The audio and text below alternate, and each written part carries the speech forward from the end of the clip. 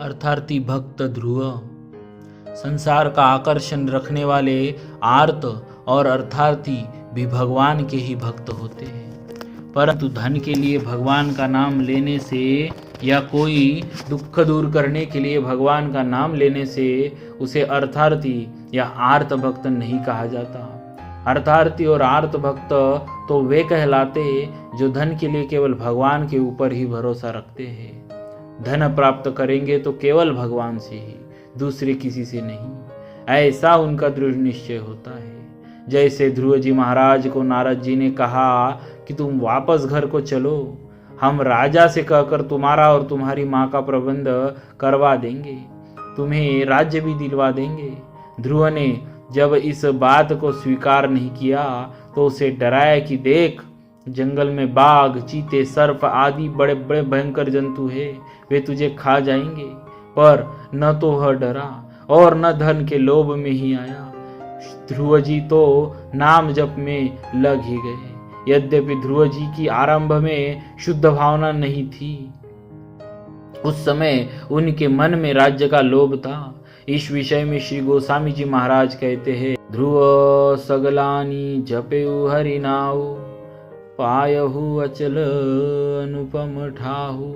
मानस बालकांड। ध्रुव जी ने ग्लानि से विमाता के वचनों से दुखी होकर सकाम भाव से हरि नाम का जप किया। विमाता ने पिता की गोद से उतार कर धक्का देकर निकाल दिया कि जा, तू इस गोद में बैठने के लायक नहीं है, तू उस अभागिनी की कोख से जन्मा है, इसीलिए राजा की गोद में बैठने का अधिकारी नहीं है। ध्रुव इस बात से बड़ा दुखी हुआ।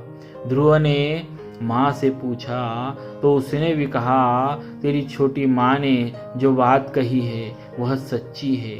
तूने और मैंने दोनों ने ही भजन नहीं किया, तभी तो यह दशा हुई है, नहीं तो हमारी ऐसी दशा क्यों होती।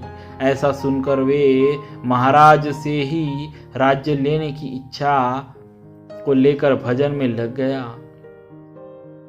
नारद जी के प्रलोभन और भय दिखाने पर भी वे नहीं हटे, भजन करने के लिए जंगल में चल दिए, क्योंकि वे ध्रुव अर्थात पक्के थे। ऐसे भक्तों को अर्थार्थी कहा जाता है। आजकल भी लोग भगवान से धन चाहते हैं, पर वे केवल भगवान के भक्त नहीं हैं, साथ साथ वे भक्त बनते हैं झूठ, कपट और बेईमानी के। वे कहते हैं, हे बेईमानी देवता, हे झूठ देवता, हे कपट देवता, हे ब्लैक देवता, तुम हमें निहाल करो, आपकी कृपा से ही हम जिएंगे और जीने का कोई साधन नहीं है।